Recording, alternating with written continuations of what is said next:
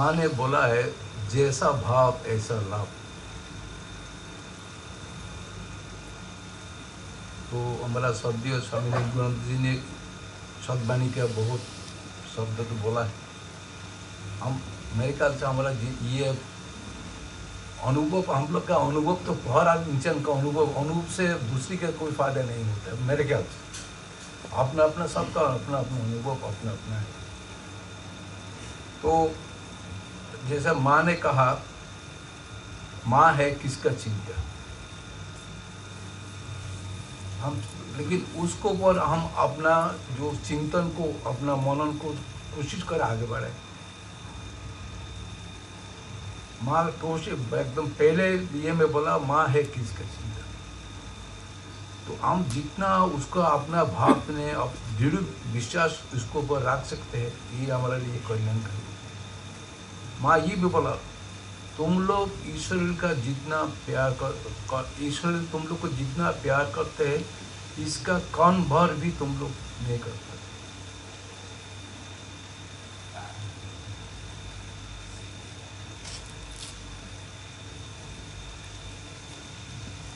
और माँ ने ये भी बोला, तुम हम लोग बोलते ना, हम लोग ऐसा ही कर रहा है वैसा ही कर रहा है, जॉब इतना ध्यान जॉब कर रहा है। माँ बोला तो अगर कुछ नहीं हो रहा है, समझ रहे हो ठीक से, समझ में आ रहा है हमारा कोई ताकत नहीं, हम कर नहीं पा रहे। हम लोग जो समझते हैं, ये मेरे ख्याल से हम लोग का समझ में बहुत गलती है।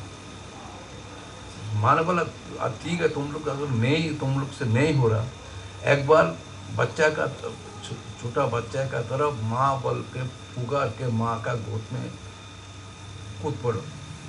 तुम लोग को अब कुछ करने का जरूरत नहीं।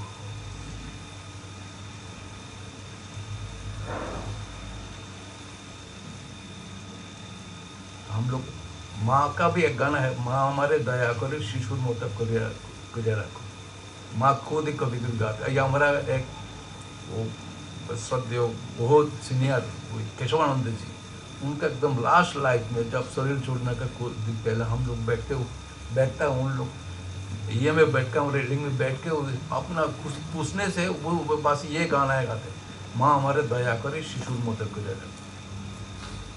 बच्चा जैसे हमको करके रखो। कारण हम लोग का अंदर इतना अहंकार अभिमान इतना भरा हुआ है, हम लोग माँ को समझने का, मेरे ख्याल से हम लोग समझ नहीं पा रहे। माँ बोला है सर्वक्षण तुम्हारा प्राण शक्ति का था, ये माँ भी कि शरीर तुम्हारा अंदर बाहर भीतर माँ ही है। अगर हम ये दृढ़ विश्वास में रख सकते, इसका हर वक्त मनन करने की कोशिश करते, तो मेरे ख्याल से हम लोग का, मेरे अपने विचार से तो मैं सोचता हूँ इससे ये छुटकारा हमारा कोई रास्ता नहीं। माँ है, पहले है माँ है किसका चिंता, और माँ हर वक्त हमारा अंदर बाहर है। अब हम जितना भाव से माँ को ले सकते, अपना अपना भाव तो हर इंसान का अलग अलग भाव है। हम किसी का भाव तो किसी को हम फॉलो करें, इससे मेरे ख्याल से नहीं। अपना अपना मन में अपना अपना भाव से माँ कोशिश करें, माँ का चरण में अपने को समर्पित करने का कोशिश करें। तो माँ का बारे में कुछ बोलने का अधिकार तो भाई मेरे है नहीं। और मैं इतना जो कारण माँ इतना, माँ का स्थिति ये तो बियॉन्ड इमेजिनेशन। एक स्मृति जो माँ के साथ हुआ घटना, ये सीधा दिल्ली आश्रम में काले दुर्गा पूजा हो रहा था, याद है? माँ भेजे था आपको स्टेशन में। ये तो मुझे लगता है ये तो कलश का आत्मा कहानी है, इसमें कोई मजा नहीं है। चीजें मुझे अच्छे नहीं लगती, किसी में अपने को पुट करना अच्छा नहीं लगता। तो मैं ये सोचता हूँ, मैं सबका ये विनती कर सकता हूँ, माँ ने जो बोला, स्वामी जी ने जो चर्चा किया था, हम लोग इसके ऊपर मनन करें। कुछ मेनली माँ ने पहले बोल दिया, ये मैं आपका सदवाणी में भी ये भी माँ है किसका चिंता।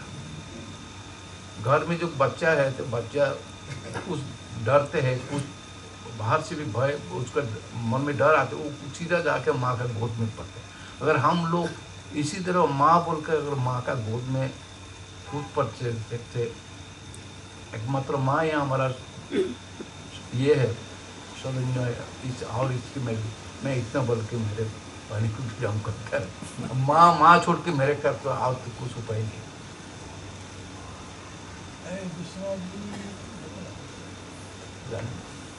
विश्वनाथ महाराज, स्वामी विश्वनाथानंद जी, आपको दर्शन हम लोग चाहते हैं, कुछ आपका अनुभव व्यक्त करिए। हैं? कौन बुलाएगा? हाँ, बुला के ले आइए।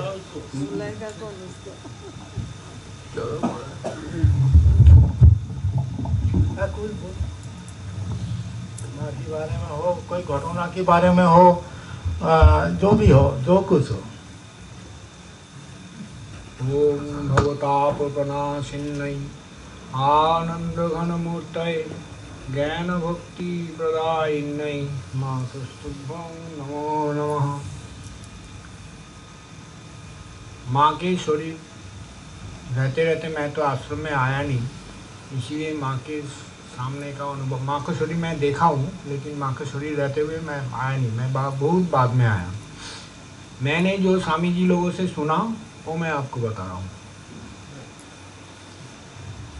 स्वामी निर्वाणानंद जी ने, जब मैं आया था तो मैं स्वामी जी से पूछा था, स्वामी निर्वाणानंद जी के साथ रहते थे, तो स्वामी जी से पूछा, स्वामी जी हमें तो कुछ सिखाओ, कैसे माँ को पाया जाता है, साधना कुछ सिखाओ। स्वामी जी ने बोला नहीं, तुम जो कर रहे हो करते जाओ। मैंने फिर नहीं, आप कुछ तो सिखाओ। तो स्वामी जी ने एक बात बोला, देखो माँ को अपने गर्भधारिणी माँ के तरह 24 घंटा अनुभव कर सकते हो तो फिर और कुछ नहीं चाहिए, आपको और कोई साधना का जरूरत नहीं है। माँ को उतना प्यार करो। उन्होंने बोला किसी को प्यार करने के लिए रिश्ता बनाना चाहिए, माँ से माँ का रिश्ता बनाओ, तभी आप माँ को पा सकते हो। एक बार और एक कहानी उन्होंने सुनाया था। एक बार कोई आश्रम में माँ अज्ञातवास में थे, स्वामी निर्वाणानंद जी भी उनके साथ थे उस टाइम पे। बोला एक दिन, शायद भीमपुरा का ही बात है, बोला सब लोग सुबह सुबह चला गए अनुसुआ बैस बेट देखने के लिए, मैं अकेला माँ के साथ हूँ। उदास जी ने मेरे को पैसा का दे गए, मैं खाली सोच रहा हूँ जो माँ को कुछ ज़रूरत पड़े तो इतने पैसा में तो हो जाएगा, मैं कहाँ से ले आऊँ, मैं किसी को जानता नहीं हूँ। तो मेरा टेंशन चल रहा था। इसके बीच में कोई गांव से कोई आया, माँ से बात किया, रो रहे थे। माँ ने पूछा, निर्वाण कितना पैसा है तुम्हारे पास? मैंने बोला गिन के इतना है, पूरा दे दो इनको। मेरे को इच्छा नहीं था देने का। निर्वाण जी से भाष्य में मैं बोल रहा हूँ, जो मेरे को इच्छा नहीं था। अगर पूरा दे दिया, अगर माँ को कुछ ज़रूरत पड़ा, कुछ चीज़ों का, कोई दवाई का, कुछ चीज़ों का ज़रूरत पड़ा तो मैं कहाँ से लाऊं? लेकिन माँ ने बोला पूरा दे दो। फिर मैं आधा दिया, फिर माँ ने तीसरी बार बोला पूरा ही दे दो, तो फिर मेरे को देना ही पड़ा, इच्छा नहीं होने से भी देना ही पड़ा। पूरा मैंने दे दिया। और मैंने मन में तो माँ को भर्त्सना कर रहा था कि माँ क्या सोचते हैं, पूरा देने का क्या ज़रूरत था, मैं क्या करूँगा अगर कुछ ज़रूरत पड़े, ऐसे ऐसे सोचते रहा। फिर दोपहर के बाद शायद बड़ौदा का रानी माता आए और उन्होंने फल फूल भेंट वगैरह सब कुछ ले आए और बातचीत किया। 4 बजे तक उन्होंने, जब जा रहे थे तो एक लिफाफा माँ को दिया। माँ तो लेते थे पैसा, तो मेरे को ही लेना पड़ा। निर्वाणदा बोल रहा है, मेरे को ही लेना पड़ा। और लेके मैं गिन रहा था चुपके चुपके कितना है। देखा जितना पैसा पहले मैंने उस बच्चे को दे दिया था, उतने ही पैसा एकदम गिनती में, उतने ही पैसा उसमें है। मेरे आंखों से आंसू निकल रहा था कि मैं क्या सोच रहा था। वो लोग चले गए। माँ ने पूछा, तुम सोचते हो तुम सब करते हो, तुम्हारे ये शरीर के ऊपर कोई भरोसा नहीं है, तुम्हारे ये शरीर के ऊपर कोई भरोसा नहीं है। निर्वाण जी ने ये मेरे को बोला था, हमें ये भरोसा नहीं है, हम सोचते हैं हम करते हैं, करते तो माँ है, जुगाड़ माँ ने दिखा दिया, जितना पैसा गया था वो माँ ने जुगाड़ कर दिया। लेकिन हम सोचते हैं हम जुगाड़ कैसे करेंगे, हम कैसे व्यवस्थापन करेंगे, ये सब हमारे हमपन और मैंपन जो है वो हमें माँ को भुला देती है। एक बार का और कहानी है, स्वामी जी बोल रहे हैं कि मैं बनारस में गए, माँ ने ही बुलाया था, देहरादून से बनारस में गए, माँ बनारस में थे तो माँ के साथ मिलने गए, लोग बैठे हैं, माँ मैं चाहता था कि माँ मेरे तरफ देखे, माँ मेरे तरफ इतना इम्पोर्टेंस से देख नहीं रहे। एक बार देखा, बोला वो आ गए तुम, अच्छा हो ना, बस इतना ही बात किया। फिर लोगों से बात कर रहे, मेरे को बहुत गुस्सा आया, माँ मेरे को देख ही नहीं रहे, मैं इतना दूर से आया, माँ ने बुलाया, मैं मेरे को इम्पोर्टेंस ही नहीं दे रहे, कैसे माँ हूँ। तो दूसरे दिन भी ऐसे ही हुआ, माँ एकदम बात ही नहीं किया, एक बार खाली देखा बस। तीसरे दिन भी ऐसे हुआ, फिर निर्वाण जी बोल रहे हैं मेरे को बहुत गुस्सा आया, अगर माँ को मेरे ऊपर कोई ये नहीं है, टान नहीं है, अगर तो मैं क्यों माँ का चिंतन करूँ, मैं भी माँ को मन से निकाल देता हूँ, मैं नहीं रहूँगा। तो ऐसे ऐसे सोचने लगे, बहुत गुस्सा आया उनके मन में, माँ के ऊपर अभिमान आया। फिर बोला कि मैं अगले दिन गए नहीं माँ के सत्संग में, और मैं कोशिश कर रहा हूँ कि माँ को मन से निकाल दूँ। मैं मन में ये भी सोच लिया कि मैं चले जाऊँगा, माँ को अगर मेरे को ज़रूरत नहीं है, मेरे तरफ माँ देख ही नहीं रहे, एक बार बात भी नहीं कर रहे, 10 मिनट सबसे बात कर रहे हैं, मेरे साथ बात नहीं कर रहे, तो मैं क्यों माँ के बारे में इतना सोचूं। लेकिन कोशिश करने से भी माँ को मन से निकाल नहीं पा रहा हूँ, क्योंकि मैं आंखें बंद करने से कोई मूर्ति, कोई भगवान का छवि मेरे सामने आता ही नहीं है, खाली माँ का छवि आता है, उनका ये था। तो बोला कि रात को खाना वाना खा लिया, उसके बाद मैं टहल रहा था, तो रूम में आया, देखा मेरे रूम में दीदी और माँ आ गई, और मेरे चौकी से मेरा जो बिस्तर था वो नीचे उतार दिया, माँ का बिस्तर उधर लगा दिया, तो दीदी का बिस्तर भी एक साइड में नीचे लगा दिया। फिर मैं तो खुश तो हुआ, लेकिन अभिमान को दिखाना है, मैं अगर माँ ने, मैं सोचा, मैं समझ गया माँ कुछ करेंगे और मेरा पूरा नाराज़गी, मेरा पूरा अभिमान तोड़ देंगे, इसलिए मैं माँ की तरफ देखा नहीं, मेरा अपना बिस्तर जो कंबल था वो लिपट के मैं बाहर चला जा रहा था। तो दीदी ने बोला कहाँ जा रहे हो, तो मैं बोला तुम लोग लड़की लोग या लेडीज़ लोग सो गए यहाँ पे, तो मैं बाहर सोता हूँ।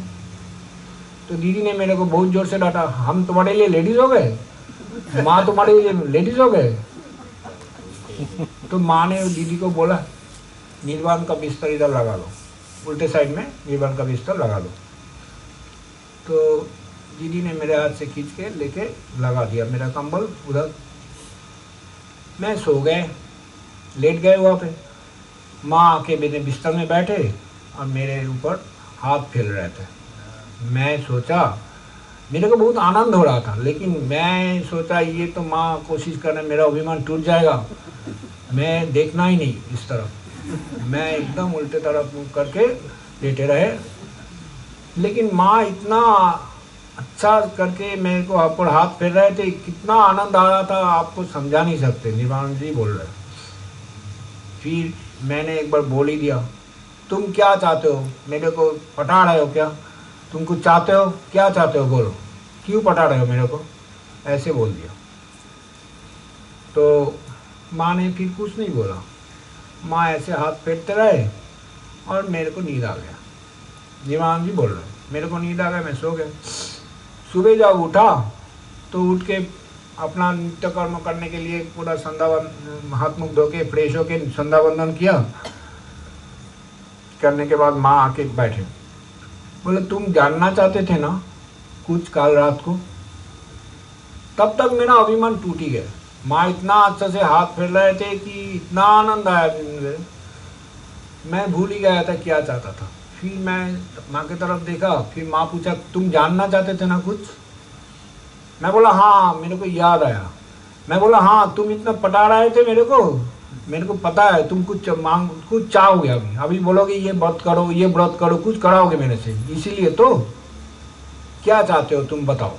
तो माँ ने बोला सुनना चाहते हो मैं क्या चाहता हूँ?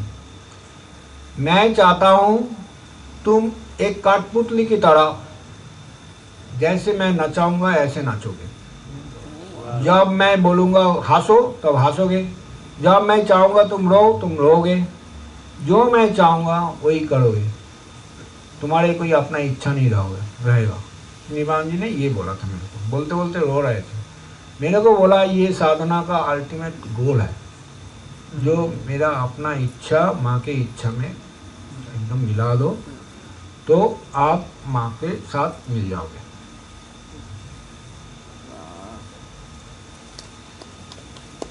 इतने बोल के मैं अपना सबको विराम देता हूँ। बहुत अच्छा। स्वामी वासुदेवानंद जी का क्या खबर है? स्वामी जी पहले बोलेगा तब स्वामी जी कुछ बोलेंगे तब जगह ये कौन सा कंडीशन लगा है? आई तो आ गया दर्शन आ गया। हाँ बैठिए। अभी भीमपुरा आश्रम का प्रबंधक स्वामी वासुदेवानंद जी अपना अनुभव को व्यक्त करे। जय माँ। ओम भगवता सिन्धयानंद घनमूर्तये ज्ञान भक्तदायिन्यै मातस्तुभ्यं नमो नमः।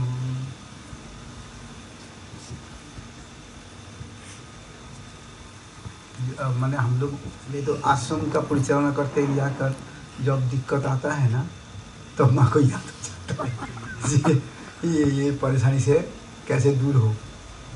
जैसा मैं देहरादून में जब था तो माँ का प्रतिष्ठा के लिए, मूर्ति प्रतिष्ठा के लिए तो हम निर्वाण जी का अंडर में रहते थे। तो निर्वाण जी वो हरिद्वार गए, मीटिंग करके आए तो उन्होंने बोला जे माँ का मूर्ति प्रतिष्ठा होगा पहले देहरादून में, क्यों देहरादून में माँ का मूर्ति पहले से माँ शरीर रहते हुए वो मूर्ति किसने माँ को देके गए थे, माँ का स्पर्श किया हुआ मूर्ति है तो उसको हम प्रतिष्ठा करेंगे। लेकिन संघ मानते नहीं थे, संघ बोलते थे कि समाधि मंदिर होगा उसमें मूर्ति प्रतिष्ठा होगा, उसके बाद ब्रांच में मूर्ति प्रतिष्ठा होगा। निर्बंधा माने ही नहीं, बोले हम तो करेंगे। बोले लड़के आ गए हरिद्वार से और मेरे को आके बोल रहे हैं मेरे साथ कोई नहीं है, तुम ही है और मैं हूँ, मूर्ति प्रतिष्ठा करेंगे बोल के आ गए हैं, तब तैयार हो जाओ। तो मैं क्या तैयार होंगे? बोले जो कुछ व्यवस्था बना है मैं तो महात्मा को निमंत्रण दूंगा, उन लोगों के लाएंगे, जैसा स्वामी चिदानंद जी, विद्यानंद जी, ये सब बड़े बड़े महात्मा को सब हम बुलाएंगे, इन लोग आएंगे, लेकिन ये आश्रम के किस रीते ऐसा होगा ये सब तुमको करना पड़ेगा, मैं इसमें कुछ नहीं। तो मैं बोला ये तो कैसे होगा? बोले महात्मा को बुला के लाना, सब कुछ करना, प्रतिष्ठा के जो विधि है पंडित बुलाना सब हम करेंगे, लेकिन आश्रम की व्यवस्था जैसा पानी नहीं है, बिजली नहीं है, वो क्या है, सबको निमंत्रण देना, ये सब तुमको करना पड़ेगा। मैं अकेला कैसे करूँ? ऐसा दोनों में बातचीत होता था। तो अचानक हमको तो किसी को पहचान ही नहीं है, तो अचानक एक व्यक्ति माने गेट से घुस के मेरे को बोलता है, मैं उस समय वित्त मंत्री था, यूपी था पूरा, उस समय उत्तराखंड नहीं हुआ, तो वित्त मंत्री था कुछ ब्रह्मभट्ट देहरादून में, तो मैं ब्रह्मभट्ट का सेक्रेटरी हूँ, तो कोई भी माने कोई असुविधा हो, कोई सेवा लेना हो तो मेरे को आप बोलना। तो मैं बोला अरे ये तो माँ का ही कायदा है कुछ। तो मैं उनको बोला चलो चलो चलो चलो, उनका स्कूटर में मैं बैठ गया और स्वामी जी के पास, निर्वाण जी के पास कल्याण मोड़ में लेके गए। बोले स्वामी जी ये सब मामला है, ये भाई आया है तो आपने परेशान हुआ था, तो बोलता है हम जो कुछ व्यवस्था करना है हम करेंगे, हमको बोलना, तो आप जो बोलना है। निर्वाण तो फटाफट, देखो पानी नहीं है तो बिजली नहीं है, टेलीफोन तो कोई ये ये हो डिसऑर्डर हो जाता है, तो सब व्यवस्था तुमको कर, तुम कर पाओगे? बोले क्यों नहीं? तो बोला तो तब देखा, वो आया, आगे मीटर देखा, बोले मीटर ये 5 एम्पियर, ये भगवान, इसमें यदि लड़ी वड़ी लगाए तो ये हो जाएगा। संगे संगे राजपुर से तो प्यारी सिंह बोले कोई था, उनको बुलाया, बोले ये 15 एम्पियर कर दो। फिर टेलीफोन वाला का फ़ोन करा, टेलीफोन वाला का बोला यहाँ ड्यूटी देना, ये जॉब निमंत्रण देगा जो है, सब टेलीफोन जानो माने डिसऑर्डर ना हो, ये व्यवस्था करना। ये सब वो आश्रम में बैठ के ये सब कर रहा। फिर पानी का समस्या देहरादून में बहुत है, तो इतना लोग आएगा तो पानी का क्या व्यवस्था होगा? तो बोला कोई बात नहीं, एक जन को खाली आपको रखना है, वो दिलाराम बाज़ार में जो ये वाटर वर्क्स है वहाँ एक जन बैठे रहेगा, जैसे आप हो जाएगा वो बोलेगा टैंकर चला जाएगा, तो उसमें पानी भर देगा। तो ये सब व्यवस्था वो फटाफट कर रहा, तो ये सब व्यवस्था उन्होंने किया। तो फिर मैं बोला जी देखो आपने बोला था तो मेरे को कुछ करना नहीं पड़ा। फिर कालूदा था, कालूदा का नाम क्या था, अंतरात्मानंद साहब, अंतरात्मानंद जो देहरादून में भरा रहता, और शीतल सुधा नीचे था। तो मैं बोला स्वामी जी ये सबके साथ लड़ना, स्वामी जी तो सबके साथ लड़ सकते थे, तो बोला सबके साथ अभी भाप करना पड़ेगा। तो इनके साथ आप बोलो, एक एक डिपार्टमेंट उनको दे दो। तो अंतरात्मा जी बोला चलो तुम जल निगम में बैठे रहो, तो उसमें पानी भेजने की व्यवस्था करो। मान गया ये, इनको बोला जे कोई भक्त आए उनको रिसीव करना, और फिर माने ऑफिस का काम आप बैठ के इधर करना, श्रीरंग सुधा मान गए। तो ऐसा तो व्यवस्था हो गया। तो फिर बिजली का, पानी का, टेलीफोन का सब व्यवस्था उन्होंने कर दिया। तो इनको तो मैं जानता ही नहीं था। तो ऐसा फिर मैं ऐसा मैंने आश्रम चला दे कि परिचालना में ये सब जब दिक्कत आता है ना, तब देखा माँ कुछ व्यवस्था कुछ कर लेते हैं। तो एक बार वो मुसौरी जाता था, वही जल निगम का जो चीफ इंजीनियर है ना जाता था, तो हमारा आश्रम के सामने ही उनका गाड़ी खराब हो गया। तो उन लोग क्या किया, तो सामने आश्रम है ना, तो हॉल में जाके उन लोग घूम रहा है। और निर्मलानंद जी क्या करता था, सुबह उठ के एक बार चक्कर मारता था, और आके माँ को प्रणाम करके जाते थे। तो निर्मलानंद जी बोला अरे ये सब कौन है? तो मैं बोला मुझे तो पता नहीं, लेकिन वहाँ जल निगम का चीफ इंजीनियर गाड़ी खड़ा है। तो उन्होंने पूछा आप लोग कहाँ से आए? बोला हम लोग ऐसा है, गाड़ी खराब हो गया ना, थोड़ा टाइम पास कर रहा हूँ इधर। तो स्वामी जी पकड़ लिया, बोले तुम्हारा क्या करते हो? 1 घंटा पानी आता है, थोड़ा थोड़ा करके पानी पड़ता है, तो हम लोग का पानी का बहुत परेशान है, कुछ नहीं कर सकते हो? तो बोला हाँ कर सकता हूँ। बोले विशेष कुछ नहीं कर सकता हूँ, लेकिन मैं उसका फ्यूल चेंज कर सकता हूँ। जो आधा इंची पानी आता है ना, उसको मैं 1 इंची कर दे सकता हूँ। तो हमने बोला जो करना है करो। तो बोला समझी इतना मैं कर दूंगा। तो ऐसा तो गाड़ी विकल आश्रम के सामने ही हुआ। और वो इधर आया, अनिर्बंध भी उस समय प्रणाम करने आया। तो ऐसा परिस्थिति को देखते तो मेरे को मानी का वाणी है या माँ की माँ से किसे चिंता, तो ये देखा जे कुछ समय ऐसा हो जाता। हर समय देखता हूँ कुछ ना कुछ कर देता है। ऐसा ही जब वृंदावन में आया, श्यामल महाराज गया, तो मेरे को इन लोग ने पकड़ के वृंदावन में दे दिया, बोले तुमको यहाँ भी रहना है। तो मैं ही देखा क्या, श्यामल महाराज हमको 5,08,000 रुपया दे के गए। तो 5,08,000 FD है। तो मैं बोला 5,08,000 12% इंटरेस्ट है, उसमें कितना मिलेगा लास्ट में से? तो मैंने 1 महीना चला के देखा, जब 25,000 खर्चा है, तो इसलिए तो 25 लाख चाहिए। तो कैसे चलाऊंगा मैं? हम तो हर वक्त खाली हनुमान जी को चिट्ठी लिखता है, हमको यहाँ से मुक्ति दे दो। मैं नहीं कर पाऊंगा मैं। तो समझे बोलता तो कुछ नहीं करना, तुम खाली ठीक ठाक भोग लगाओ, भगवान का सेवा करो, बस अभी जो है चलेगा। ये मैं तो ऐसा ही बोल रहा। तो फिर तो मैं बोला ये तो कैसे होगा? तो फिर मैं जब पहला गया तो हर वक्त वो वृंदावन में रासलीला होता है, वो झूलन पूर्णिमा में, और फिर साधु भंडारा होता है, तो फिर ये सब और पूजा हो जाता है। तो ये तीनों हम कैसे करेंगे? तो स्वरूप जी के पास गया, वो सेक्रेटरी था ना, तो स्वरूप जी के पास गया। स्वरूप जी बोलता है पैसा लिया तो मत करो। अरे वाह, चलता है, श्रावणवास तो करता था, तो फिर मैं अभी बंद कर दूंगा क्या? तब बोलता है देखो, तो रात को माँ के जाके पूछा मैं क्या करूँ, पैसा नहीं। तो फिर उसी दिन सुबह शांता जी दिल्ली होकर वृंदावन आया, आके बोलता है ये पुष्पा मित्तल है, पुष्पा मित्तल ने तेरे को 5,000 रुपया दिया है ये जन्माष्टमी आज झूलन पूर्णिमा के लिए। बोले वाह, तो 5,000 हो गया, तो एक में तो रासलीला हो जाएगा, तो फिर साधु भंडारे के 5,000 चाहिए। तो फिर विजयलक्ष्मी जी आया, जब मेरे को किसी ने 5,000 रुपये दिया था कि 4,000 रुपये दिया था, तो तुमको देना नहीं हुआ, तो अभी उस समय यदि काम में लग जाए ये तू ले लेना, तो मेरे को दिया। तो मैं सीधा गया स्वरूप जी के पास, स्वरूप जी 10,000 रुपया ऐसा आ गया है, तो मतलब हो सकता है अभी थले इन्विटेशन कार्ड छपा सकता हूँ। बोला हाँ चल चल कर ले। तो जब मैं ऐसा ही बोलने चाहता हूँ, जब परेशान होए तो अब देखा व्यवस्था कर देते, हम लोगों को कुछ करना नहीं पड़ता। ऐसा बहुत दृष्टांत है। वृंदावन में कोई बड़ा काम का करने का पहले कितना चिंता होते थे, रुपया कहाँ क्या होगा, लेकिन कभी कोई काम में लेट करना नहीं पड़ा। हाँ, लेट करना नहीं पड़ा। बाबा तो बोलते थे ये क्या होगा, अरे चलो और शुरू तो किया जाए, साथ में था मेरा, शुरू तो किया जाए, बाद में आराम से हो गया, रुपया का कोई समस्या कोई नहीं।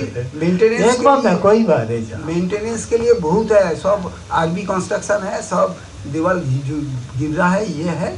तो रासलीला के वही गांव का लोग आया और वहाँ से ही एक गिरा, तो मैं बोला क्या होगा। तो फिर हठात फोन आया जी आप ताज कॉन्टिनेंटल होटल तो उसमें आ जाओ, तो मैं कुछ पैसा देना चाहता हूँ, विदेशी कोई होगा। तो मैं बोला अरे भाई अब, तो श्रावणवास को बोला तुम तो घूम रहे हो, तुम मेरे साथ चलो। तो श्रावणवास को बोला, तो बोला चलो। तो मैं और श्रावणवास दोनों ताज कॉन्टिनेंटल होटल में गया, ताज कॉन्टिनेंटल तो जो ने गया, तो वहाँ था उनका नाम भूल गया, वो एम्बेसडर ये फ्रांस। मैंने गया, हम दोनों ही वहाँ जाके बोला, तो मैं उनका परिचय पूछा, तो परिचय क्या बोला, मेरा नाम आकाश, हमारी वाइफ का नाम है गंगा।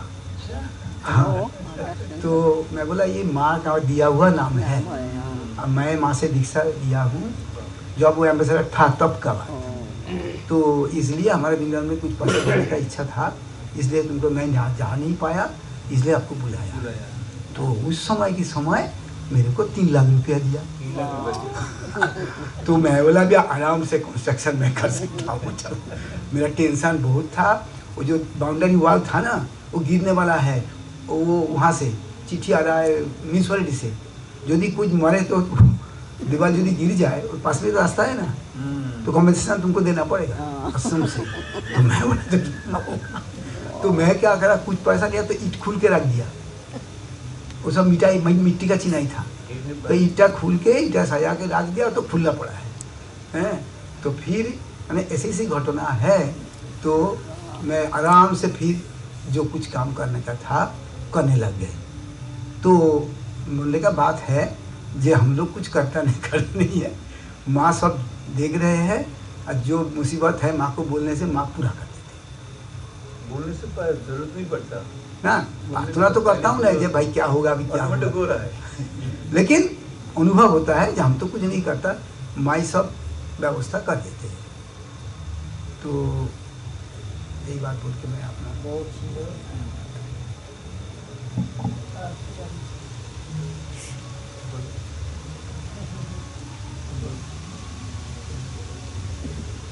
दोनों बोलो एक के बाद। श्यामल दा आप भी बोलो, अब वृंदावन का याद आ गया होगा कुछ। यार कोई है हाँ बस क्या बोलेगा।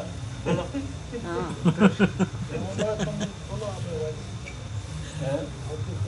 क्या बोलना है, सब तो बोल दिया उसने। अरे और मैं क्या बोलूं, तो मेरा बात तुम अपना बात बोला, तुम अपना बात हाँ तुम अपना बात बोलो। हमने अपने बोलो बोलो। हाँ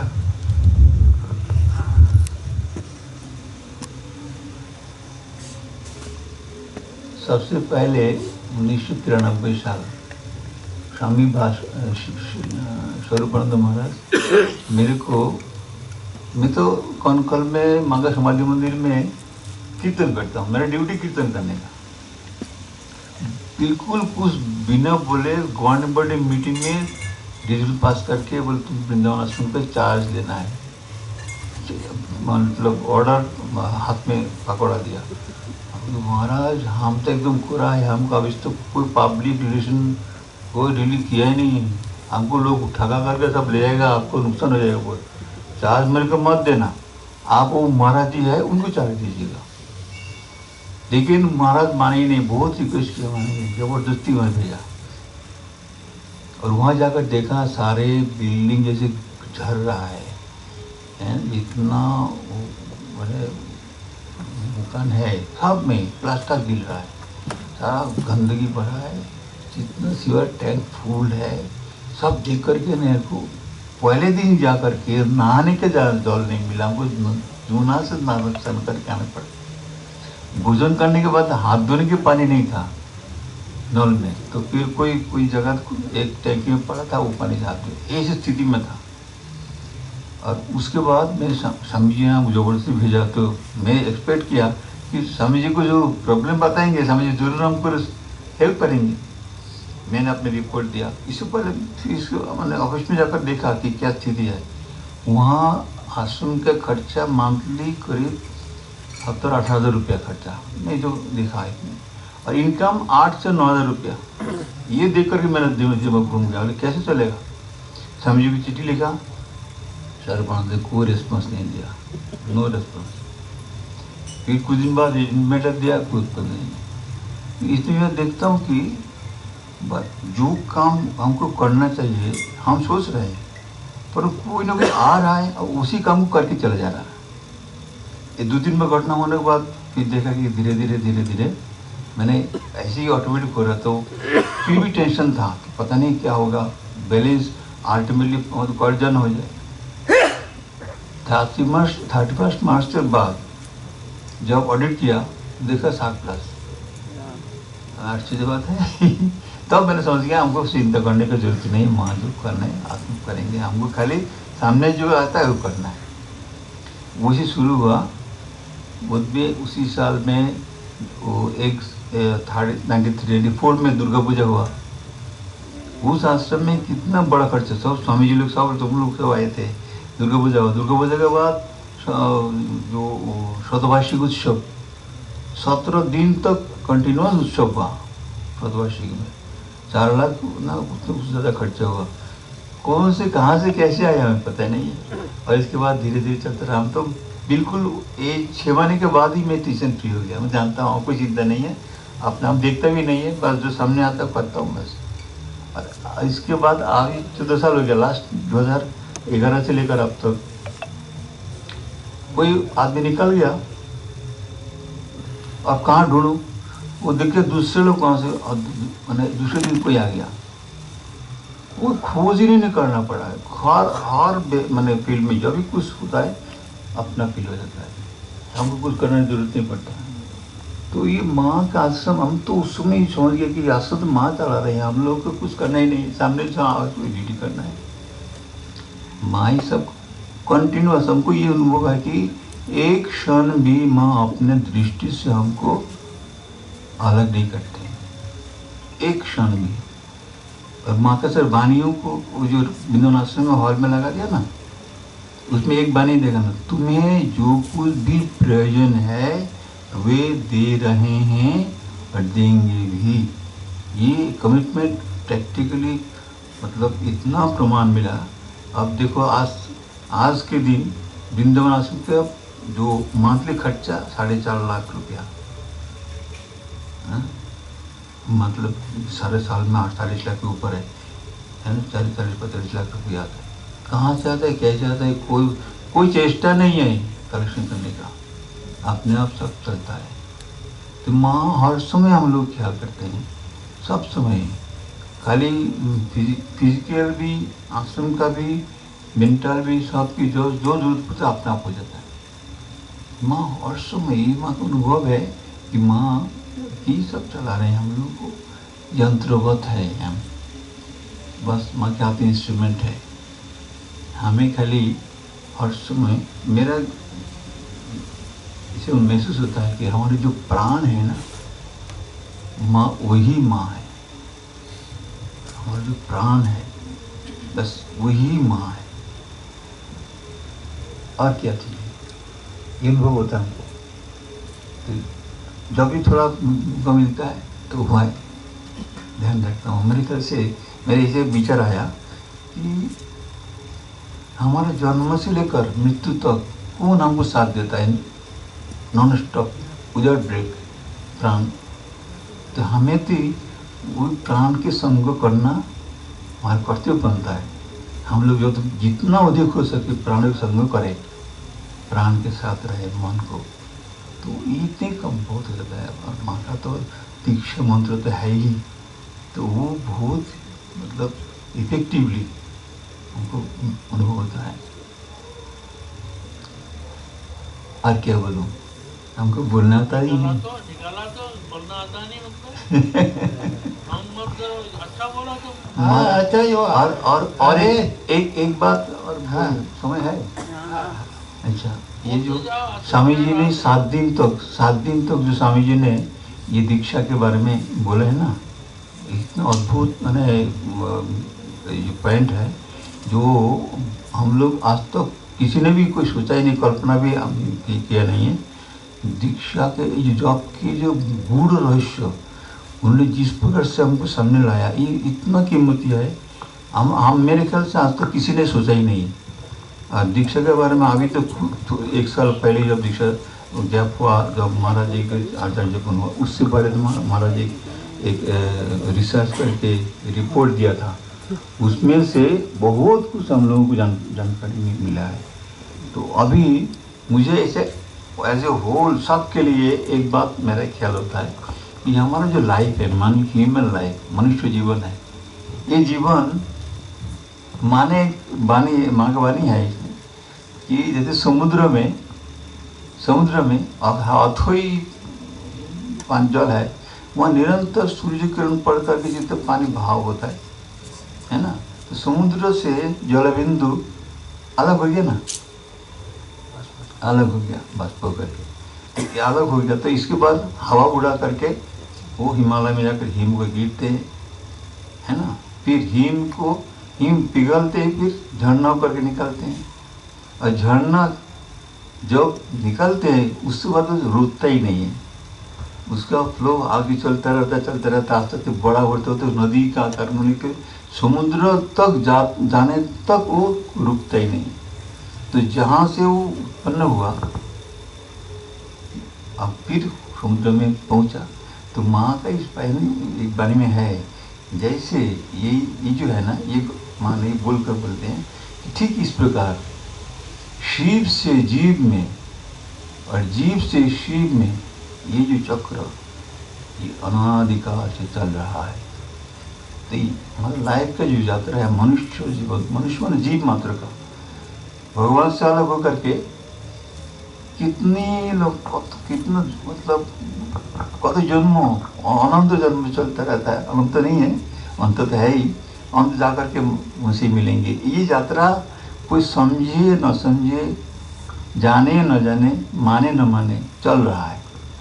हम सारे जीवों का यात्रा चल रहा है। तो यात्रा में हमको लगता है क्या, गाड़ी लगता है, वाहन जरूरत पड़ता है ना।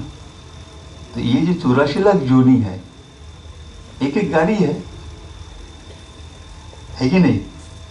84 लाख हमको इसे मनोबल लगता है कि ये 84 लाख जो जोनी है, एक एक वाहन है।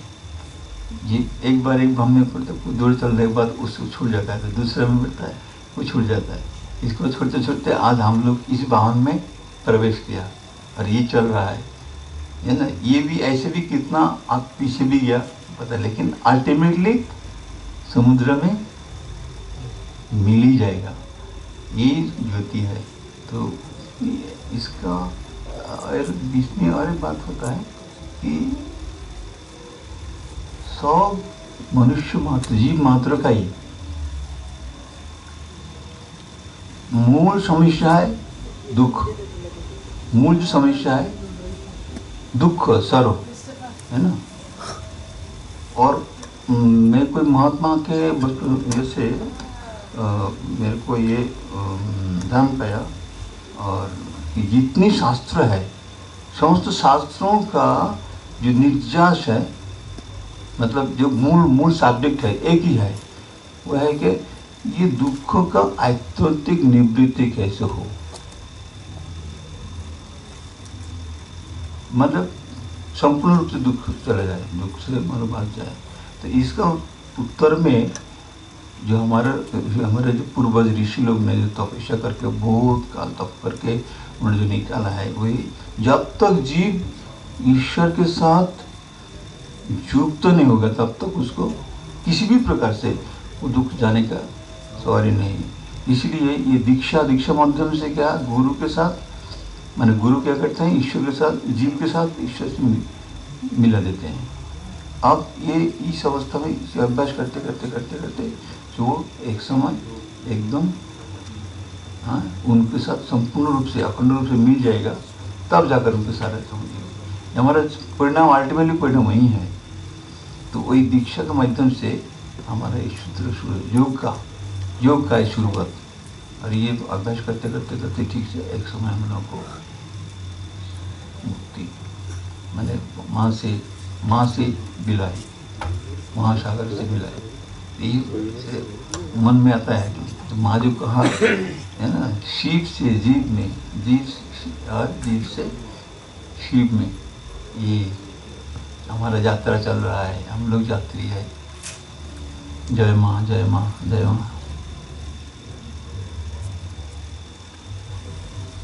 बोलो भाई महाराज। इतना बढ़िया बात है।